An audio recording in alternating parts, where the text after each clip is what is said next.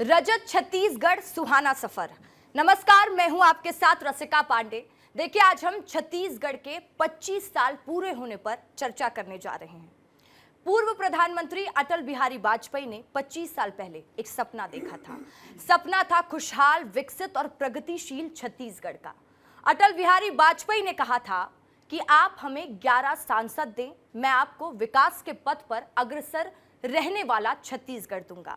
आज अगर वाजपेयी जी रहते तो छत्तीसगढ़ को फलता फूलता देखकर जरूर गदगद होते, क्योंकि छत्तीसगढ़ वाजपेयी जी की अटल सपनों की तरह हर बाधाओं को पार करता हुआ विकास के नए आयाम गढ़ रहा है। छत्तीसगढ़ के 25वें वर्षगांठ पे आज हम हर पहलू पर चर्चा करेंगे जिसने छत्तीसगढ़ को विकास के नए शिखर पर पहुंचाया है। तो सबसे पहले आप सभी को छत्तीसगढ़ के 25वें वर्षगांठ की शुभकामनाएं। और हमारे साथ स्टूडियो में खास पैनल मौजूद है जिनसे हम छत्तीसगढ़ के विकास पथ पर चर्चा करेंगे, बाधाओं पर चर्चा करेंगे, नई छत्तीसगढ़ पर चर्चा करेंगे, हर पहलू पर बात करेंगे। हमारे साथ मौजूद हैं रूप कुमार चौधरी जी। रूप कुमारी चौधरी जी हैं हमारे साथ, महासमुंद की सांसद हैं, बहुत स्वागत है आपका। शिव नारायण पांडे जी हैं, बीजेपी के पक्ष रखने के लिए बीजेपी के प्रवक्ता हैं, आपका भी बहुत स्वागत है। अनिल द्विवेदी जी हैं, वरिष्ठ पत्रकार हैं, आपका भी स्वागत है। चर्चा की मैं शुरुआत रूप कुमारी चौधरी जी आपसे करूंगी। एक महिला हैं आप, अगर मैं सबसे पहले ये जानना चाहूं कि 25 साल में एक महिला होने के नाते आपने छत्तीसगढ़ का वो सुहाना सफर कैसे देखा, छत्तीसगढ़ के विकास को कैसे देखा?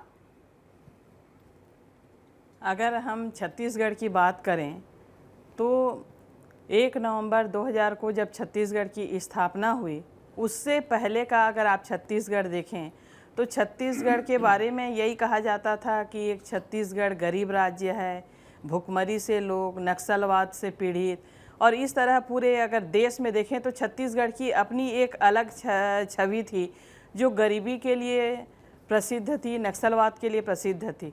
लेकिन आज हम इस समय 2025 में हम रजत जयंती पे मनाने जा रहे हैं और हमारा छत्तीसगढ़ 25 वर्ष पूरे कर लिया है, युवा है, रजत जयंती मना रहे हैं। तो पिछले जो 25 साल पहले की छत्तीसगढ़ और आज की छत्तीसगढ़ में बहुत डिफरेंस देखने को मिल रहा है। हम इंफ्रास्ट्रक्चर की बात करें, चाहे हम उच्च एजुकेशन के लिए जो हमारे शिक्षण संस्थाएं हैं उसकी बात करें, स्वास्थ्य को लेकर बात करें, कुमारी चौधरी जी ये कहना ठीक होगा कि छत्तीसगढ़ उभर रहा है, ग्राफ छत्तीसगढ़ का हाई हुआ है हर क्षेत्र में।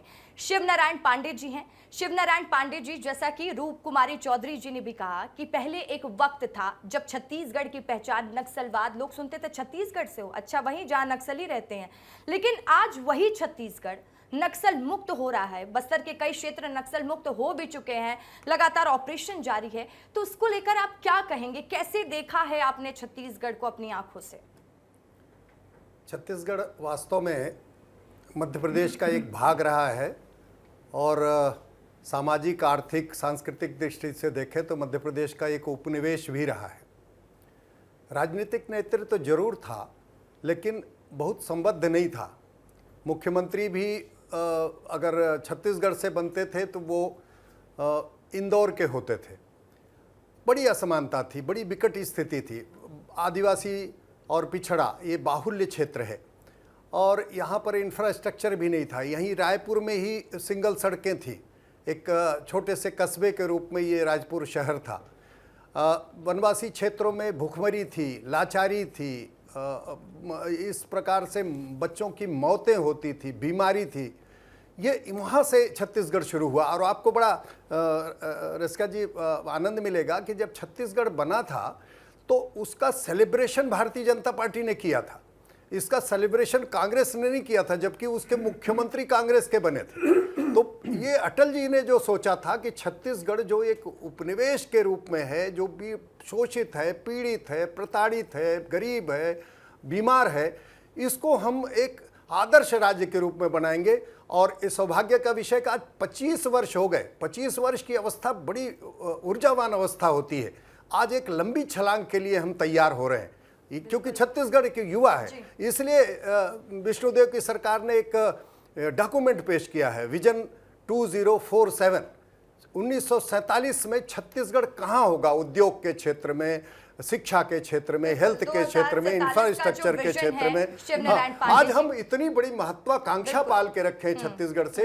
ये जो है इसके निर्माता, तो 25 वर्ष जो हमारा छत्तीसगढ़ बीता है, ये संघर्षों में जरूर बीता है, चुनौतियां भी हम उसको देख रहे हैं, लेकिन इसके अलावा बहुत ही जबरदस्त प्रगति की है। और 3 स्टेट उस समय बने थे, आपको स्मरण होना चाहिए, और तीनों में छत्तीसगढ़ जो है सबसे अच्छी मानी, क्योंकि राजनीतिक स्थिरता थी। 15 साल तक डॉक्टर रमन सिंह का राज्य था।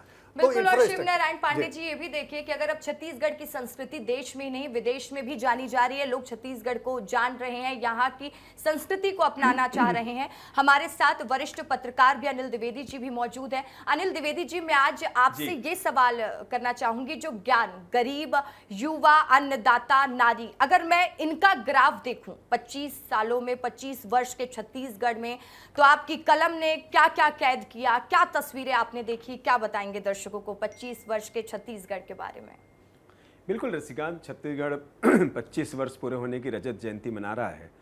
और मुझे याद है कि जब छत्तीसगढ़ राज्य बना था, तब इस राज्य की जो प्रति व्यक्ति आय थी वो 6,000 रुपये थी, और आज यदि बढ़कर के इस राज्य के प्रति व्यक्ति आय 1 लाख के आसपास पहुंच गई है, तो मुझे लग रहा है कि ये क्रेडिट सरकारों को देना चाहिए। उन्होंने एक बहुत विजनरी डेवलपमेंट किया, और इसमें निश्चित तौर पर बीजेपी की सरकार, जो 15 साल वो सरकार और फिर 5 साल अब ये विष्णुदेव साय कार्यक्रम, तो कहीं ना कहीं बीजेपी को श्रेय जाता है इस छत्तीसगढ़ राज्य को बनाने का। उसने हमें छत्तीसगढ़ राज्य दिया, बीजेपी ने, कई संघर्षों के बाद मिला, लेकिन बीजेपी ने दिया। और फिर विजनरी मुख्यमंत्री भी हमको मिले। और मुझे याद है कि जब पहली विधानसभा अजीत जोगी के नेतृत्व में लगी, पहले मुख्यमंत्री वही थे, तो उन्होंने एक भाषण देते हुए कहा था, अमीर धरती के गरीब लोग, आज हम गौरव के साथ 25 साल में कह सकते हैं, जिस तरह प्रति व्यक्ति आय बढ़ी है, अमीर धरती के अमीर लोगों को बीजेपी ने बनाया।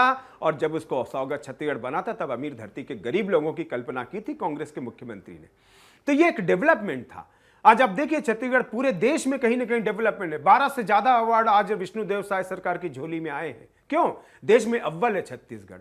आप कृषि उत्पादन के मामले में देख लीजिए, आप जीरो कट स्टेट बिजली स्टेट के मामले में आप देख लीजिए, आप किसानों की मातृशक्ति वंदन योजना को देख लीजिए। 70 लाख महिलाओं को 1-1 हजार रुपये प्रति महीना दिया जा रहा है, उनको आर्थिक तौर पर सक्षम बनाया गया। तो देश, छत्तीसगढ़ की जो आधी आबादी है, जो जानती है कि छत्तीसगढ़ के डेवलपमेंट में योगदान दे सकती है, इसलिए विष्णुदेव साय सरकार की आगे चली। नरेंद्र मोदी की गारंटी लागू की गई।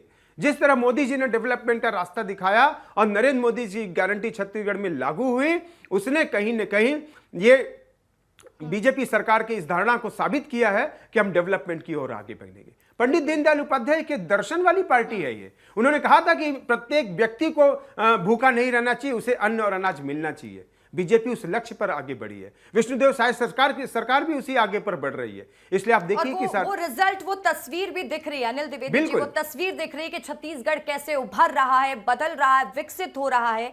और नारियों की बात हमेशा जो छत्तीसगढ़ में कही गई है, क्योंकि हमने देखा है कि छत्तीसगढ़ में सबसे ज्यादा जो काम करने वाला वर्ग है वो नारी वर्ग है, और वो पहले से भी कर रहा है। तो उनको आज पहचान मिल रही है कई योजनाओं के माध्यम से। मैं इसी को लेकर सवाल रूप कुमारी चौधरी जी आपसे पूछना चाहूंगी कि जो हम ये 25 वर्ष का ग्राफ की बात कर रहे हैं, तस्वीरों की बात कर रहे हैं, रंग की बात कर रहे हैं, तो आप नारी उत्थान या महिलाओं के उत्थान के लिए जो आपकी सरकार ने काम किया, उसको किस तरीके से देखती हैं? भारतीय जनता पार्टी की सरकार आने के बाद लगातार महिलाओं का सम्मान बढ़ा है। उनको आत्मनिर्भर बनाने के लिए सरकार ने बहुत सारी योजनाएं लागू की हैं, और उसके साथ साथ स्वावलंबी भी बनी हैं महिलाएं। आज हर क्षेत्र में, ऐसा कोई भी क्षेत्र आपको देखने को नहीं मिलेगा जहां पे महिलाओं का योगदान नहीं होगा। 2003 से पहले की बात करें और अभी की बात करें, जो महतारी वंदन योजना है, वो महतारी वंदन योजना के तहत महिलाओं के स्वाभिमान के साथ सशक्त बनाने का जो योजना है, ये अपने आप में बहुत बड़ी योजना है। अगर हम सिर्फ महतारी वंदन की बात के साथ साथ अगर हम एग्रीकल्चर की बात करें, हम किसानों की खेती किसानी की बात करें, तो हमारी जो महिला बहनें हैं उनको ड्रोन दीदी के माध्यम से उनको सक्षम बनाया जा रहा है, उनको आत्मनिर्भर बनाने की कोशिश की जा रही है और आत्मनिर्भर बन रही है। सबसे बड़ी चीज़, आज हम अगर देश के यशस्वी प्रधानमंत्री मोदी जी ने जो 2047 तक इस राष्ट्र को विकसित भारत के रूप में ले जाने की जो संकल्पना की है, उसके साथ साथ हमारा जो विजन छत्तीसगढ़ 2047 है, उसमें हमारी महिलाओं का एक बहुत बड़ा योगदान है, क्योंकि महिलाओं को MSME के माध्यम से, लघु और सूक्ष्म उद्योग के माध्यम से जो आत्मनिर्भर बनाने की जो योजना हमारे पास है, तो उसके तहत ये निश्चित रूप से आत्मनिर्भर होंगी और ये इस भारत को भी और इस अपने छत्तीसगढ़ को भी आत्मनिर्भर बनाने में महिलाओं का बड़ा योगदान होगा। इसके साथ साथ निश्चित रूप से कहीं पर भी महिलाओं और युवाओं की जहाँ पे बराबर की भागीदारी जहाँ पे होती है, तो निश्चित रूप से वो राष्ट्र विकसित होता है, वो आगे बढ़ता है। आज अपने छत्तीसगढ़ में महिलाएं पूर्ण रूप से आत्मनिर्भरता की ओर लगातार बढ़ रही हैं। और मैं ये कहना चाहूँगी कि अगर हम संगठन की बात करें तो भी भारतीय जनता पार्टी में लगातार संगठन में भी महिलाओं को जिस तरह से प्रतिनिधित्व मिल रहा है, वो अपने आप में हर क्षेत्र में मजबूत करने में बहुत ही महिलाओं की आवश्यक भूमिका आगे बढ़ती दिखाई दे रही है। हमारे साथ शिव नारायण पांडे जी हैं। शिव नारायण पांडे जी, मैं आपसे एक सवाल पूछूंगी ऐसा, क्योंकि बार बार हम इस बात का जिक्र कर रहे हैं कि छत्तीसगढ़ की पहली पहचान जो नक्सलवाद के नाम से हुआ करती थी, एक वक्त था जब बस्तर जैसे क्षेत्रों में बड़े नेता पहुंच ही नहीं पाते थे, लेकिन आज जब छत्तीसगढ़ अपना 25वां वर्षगांठ मना रहा है, तब ऐसा वक्त भी है जब देश के गृह मंत्री भी वहां पर आते हैं, मुड़िया दरबार जैसी जगह में पहुंचते हैं, लोगों की समस्या सुनते हैं। तो क्या कहेंगे इसको, यही कहना सही होगा इसको कि ये बदलता छत्तीसगढ़ या वाकई में बदल गया है छत्तीसगढ़? नहीं, बिल्कुल ये सही बात आपने कहा। अभी माननीय गृह मंत्री जी बस्तर में आए थे दशहरा में, और एक प्रकार से दशहरा अंतर्राष्ट्रीय भी बन गया, मुड़िया दरबार अंतर्राष्ट्रीय बन गया। वास्तव में जिस प्रकार से ग्रामीण जो मुखिया हैं, माझी हैं, पटेल हैं, सारे लोगों से जिस आत्मीयता के साथ उन्होंने मुलाकात की, इस बात का संकेत है कि नक्सलवाद के दिन अब लद चुके हैं। माओवाद अब अपनी आखिरी सांसें ले रहा है। पहले हम देखते थे कि किसी भी दल के लोग हों, कोई भी समाज का जो नेतृत्व करने आता था उसको नक्सली समाप्त कर देते थे।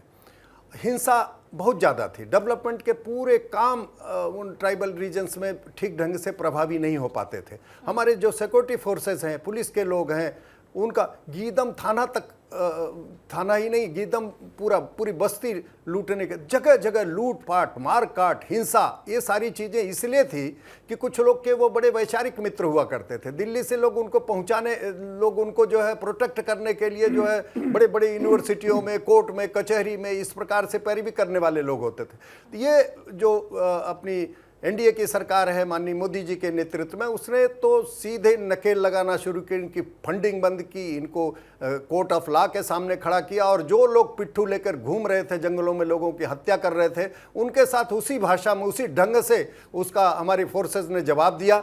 वहाँ के युवा तैयार हुए। आपको मालूम होगा कि बस्तर ओलंपिक हुआ है, महिलाओं में SHG, हर गाँव में स्व सहायता समूह, और जो वहाँ आदिवासी बहनें हैं उनमें आत्मसम्मान आप देखिए कि जिस प्रकार से, और महिलाओं में, युवाओं में, और उनको एक प्रकार से कनेक्ट करने की जिस प्रकार से ये राजनीतिक कोशिश हुई, और उसके कारण जो है फिजा पूरी तरह से बदली हुई है।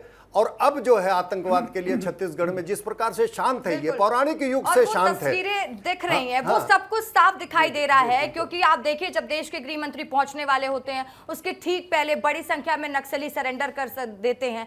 तो इससे समझ में आ रहा है कि स्थिति कैसे बदलती दिखाई दे रही है, तस्वीर बदल रही है। अनिल द्विवेदी जी, मेरा सवाल आपसे, मैं बार बार आपको इसलिए कह रही हूँ कि आपकी कलम से आपने बहुत कुछ लिखा होगा, आपने बहुत कुछ देखा होगा छत्तीसगढ़ में, लेकिन आपने ये देखा होगा कि अब जो सरकार काम कर रही है नक्सलवाद का खात्मा, क्योंकि नक्सलवाद एक ऐसा विषय था जो सबसे ज्यादा चिंताजनक वाला विषय था। जब 25वां बर्थडे मैं यूं कहूंगी छत्तीसगढ़ मना रहा है, तो जब नक्सलवाद खात्मे की ओर है, तो उसको अपने कलम से लिखना चाहें या बयां करना चाहें तो कैसे बयां करेंगे? ये कैसा छत्तीसगढ़ है? रसिका जी, छत्तीसगढ़ पिछले 60 सालों से नक्सलवाद का दंश झेल रहा था, और इसके चलते बस्तर में वो डेवलपमेंट नहीं हो पाया जिसकी कल्पना राजनीतिक दलों ने की थी, और ये सबसे बड़ा रोड़ा था। और मेरे को पूरा उम्मीद है कि अगले मार्च तक में बीजेपी नया इतिहास रचेगी, बीजेपी सरकार, विष्णुदेव साय से की सरकार इतिहास रचेगी नक्सलवाद को बस्तर से खत्म करके। सभी राज्यों से नक्सलवाद खत्म हो गया था, बस छत्तीसगढ़ में बना हुआ था, उसे खत्म करने का क्रेडिट विष्णुदेव साय सरकार लेगी। दूसरी बात मैं कहूं, किसी भी राज्य के विकास का सबसे बड़ा आधार होता है वहां की जनता संतुष्ट कितनी है। और अभी आप देखिए कि जो राष्ट्रीय रैंकिंग सीएम विष्णुदेव साय सिंह को मिली है, पूरे देश में वो दूसरे नंबर के मुख्यमंत्री ऐसे हुए हैं जिनके शासनकाल में छत्तीसगढ़ की जनता सबसे ज्यादा संतुष्ट हुई है। संतुष्ट क्यों है? क्योंकि सभी वर्ग का विकास हुआ, सभी क्षेत्रों में डेवलपमेंट के मॉडल खड़े किए गए। अभी आप ताजा उदाहरण देखिए, रायपुर से विशाखापट्टनम का जो आर्थिक कॉरिडोर बनाया गया, जो बस्तर से होते हुए जाएगा, वहां पर कितनी बड़ी सुरंग बना करके उस रास्ते को क्लियर किया गया। आप सोचिए 2047, अभी शिवनारायण पांडे जी कह रहे थे कि 2047 को जो लक्ष्य बीजेपी सरकार ने हासिल किया है, इस तरह के आर्थिक कॉरिडोर उसमें जबरदस्त मदद करेंगे। और एक नया इतिहास होगा कि जब आंध्र प्रदेश और दूसरे राज्यों से भी छत्तीसगढ़ इस तरह आर्थिक गलियारा बनाया जा रहा है। और भी ऐसे कई क्षेत्र हैं। आप स्वास्थ्य का क्षेत्र देख लीजिए, कितनी अच्छी प्रधानमंत्री स्वास्थ्य योजना लेकर के आए, मुख्यमंत्री स्वास्थ्य योजना लेकर के आए। आप उच्च शिक्षा का मामले देख लीजिए, इतने बड़े बड़े इंस्टीट्यूट छत्तीसगढ़ में आए कि यहां से जो युवा बाहरी राज्यों में जानते थे, उनकी वहां पर उनको यहीं पर रोजगार मिलने का काम शुरू हुआ। तो चाहे शिक्षा का मामला हो, चाहे बिजली का मामला हो, चाहे महिला शक्ति का मामला हो, 1 लाख ऐसी महिलाएं जिनके घर में खाने के लिए नहीं था, उन्हें लखपति दीदी बनाया सरकार की योजनाओं ने। तो ये निश्चित तौर पर हमारी सांसद या रूप कुमारी जी बैठी हुई हैं, उनके प्रयासों से भी बहुत सी दीदियां जो है लखपति बन गई। आप उम्मीद और कल्पना नहीं कर सकते थे कि कोई सरकार इस आदर्श और इस नेतृत्व के साथ, इस दूरदर्शी के साथ आगे बढ़ेगी। जी ने इस बात को कहा भी कि हमारी सरकार लगातार महिला उत्थान के लिए काम भी कर रही है। आप देखिए हर जगह महिलाओं की भूमिका बढ़ रही है। रूप कुमारी चौधरी जी, मेरा सवाल आपसे रहेगा, जब महिला उत्थान की हम बार बार बात कर रहे हैं, क्योंकि ज्ञान में सबसे जो महत्वपूर्ण अंग रहा वो नारी, और नारी कभी नेग्लेक्ट ना हो, इस सरकार ने क्या इस बात का हमेशा ध्यान रखा है? रूप कुमारी चौधरी जी। निश्चित रूप से भारतीय जनता पार्टी के सरकार आने के बाद ही आपने देखा है कि अगर राजनीति में भी अगर कहें पंचायती राज में तो 50% का आरक्षण जो मिला, जिसके कारण आज महिलाओं की भागीदारी जो आप पंचायती राज में देखेंगे, नगरीय निकायों में देखेंगे, तो 50% आरक्षण के बाद उससे ज़्यादा कहीं महिलाएं चुन कर आ रही हैं। मैं सिर्फ राजनीति की ही बात नहीं करूं, विधायक हो, सांसद हो, अन्य जगहों पे भी अपनी योग्यता से, क्षमता से, क्योंकि उनको अवसर दिया गया। महिलाओं के लिए अगर आप उनको अवसर देंगे तो वो बहुत बेहतर हर क्षेत्र में काम करती हैं। अभी आप स्टूडियो संभाल रही हैं, तो वैसे हर क्षेत्र में अगर हम बात करें तो ऐसा कोई भी क्षेत्र नहीं है। आज जो महिलाएं हैं, मैंने पहले भी कहा कि कृषि के क्षेत्र हो, स्वास्थ्य के क्षेत्र हो, शिक्षा के क्षेत्र हो, आज हर क्षेत्र में IAS IPS से लेकर के सारे क्षेत्रों में। और उसके साथ साथ मैं तो ये भी कहना चाहूंगी कि आप ये देख रही हैं कि हमारी जो महिलाएं हैं सिर्फ नौकरी ही नहीं, घर को भी संभालने में, मैनेजमेंट करने में। कुमारी चौधरी जी, जैसा कि आपने भी कहा, महिलाओं का पर्चा हर जगह बुलंद है। स्टूडियो में आप देखिए कि 2 पुरुष हैं, अगर डिबेट में बैठे तो 2 महिला भी यहाँ पर बैठी हुई हैं। यही बदलाव है कि अब महिलाएं हर कदम में आगे नजर आ रही हैं। शिव नारायण पांडे जी, मेरा सवाल आपसे रहेगा, और सवाल अब ये है कि भ्रष्टाचार और पारदर्शिता में कितना लगाम लगा इन 25 सालों में, आपको क्या लगता है? देखिए 93 जब लिबरलाइजेशन हुआ तो उस समय से स्थितियां बिगड़ी, क्योंकि व्यापार वाणिज्य बढ़ा, व्यापार वाणिज्य पर नियंत्रण करने के लिए माकूल वातावरण नहीं मिला और न उस तरह के कानून बनाए गए। तो वो जो कालखंड देखते हैं, वो कालखंड में बिल्कुल एक प्रकार से आर्थिक अराजकता रही। पारदर्शिता की दृष्टि से देखें तो धीरे धीरे आज RTI के माध्यम से लोग निकालते हैं।